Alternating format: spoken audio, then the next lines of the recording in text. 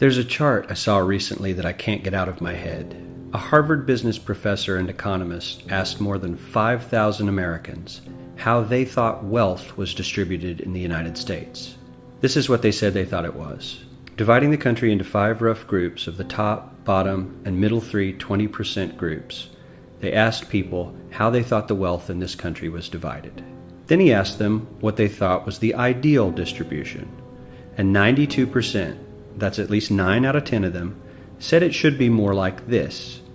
In other words, more equitable than they think it is. Now that fact is telling, admittedly, the notion that most Americans know that the system is already skewed unfairly. But what's most interesting to me is the reality compared to our perception. The ideal is as far removed from our perception of reality as the actual distribution is from what we think exists in this country. So ignore the ideal for a moment. Here's what we think it is again. And here is the actual distribution. Shockingly skewed. Not only do the bottom 20% and the next 20%, the bottom 40% of Americans barely have any of the wealth. I mean, it's hard to even see them on the chart. But the top 1% has more of the country's wealth than 9 out of 10 Americans believe the entire top 20% should have. Mind-blowing. But let's look at it another way, because I find this chart kind of difficult to wrap my head around. Instead, let's reduce the 311 million Americans to just a representative 100 people. Make it simple. Here they are: teachers, coaches, firefighters, construction workers, engineers, doctors, lawyers, some investment bankers, a CEO, maybe a celebrity or two. Now let's line them up according to their wealth. Poorest people on the left, wealthiest on the right, just a steady row of folks based on their net worth.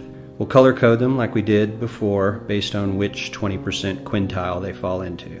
Now let's reduce the total wealth of the United States, which was roughly $54 trillion in 2009, to this symbolic pile of cash. And let's distribute it among our 100 Americans. Well, here's socialism, all the wealth of the country distributed equally. We all know that won't work. We need to encourage people to work and work hard to achieve that good old American dream and keep our country moving forward. So, here's that ideal we asked everyone about. Something like this curve. This isn't too bad. We've got some incentive, as the wealthiest folks are now about 10 to 20 times better off than the poorest Americans. But hey, even the poor folks aren't actually poor, since the poverty line has stayed almost entirely off the chart. We have a super healthy middle class with a smooth transition into wealth. And yes, Republicans and Democrats alike chose this curve. 9 out of 10 people, 92%, said this was a nice, ideal distribution of America's wealth. But let's move on. This is what people think America's wealth distribution actually looks like. Not as equitable, clearly, but for me, even this still looks pretty great. Yes, the poorest 20 to 30% are starting to suffer quite a lot compared to the ideal, and the middle class is certainly struggling more than they were, while the rich and wealthy are making roughly 100 times that of the poorest Americans, and about 10 times that of the still healthy middle class. Sadly, this isn't even close to the reality. Here is the actual distribution of wealth in America. The poorest Americans don't even register. They're down to pocket change, and the middle class is barely distinguishable from the poor. In fact, even the rich between the top 10 and 20 percentile are worse off. Only the top 10% are better off. And how much better off? So much better off that the top 2 to 5% are actually off the chart at this scale. And the top 1%, this guy, well, his stack of money stretches 10 times higher than we can show. Here's his stack of cash, restacked, all by itself. This is the top 1% we've been hearing so much about. So much green in his pockets that I have to give him a whole new column of his own, because he won't fit on my chart. 1% of America has 40% of all the nation's wealth.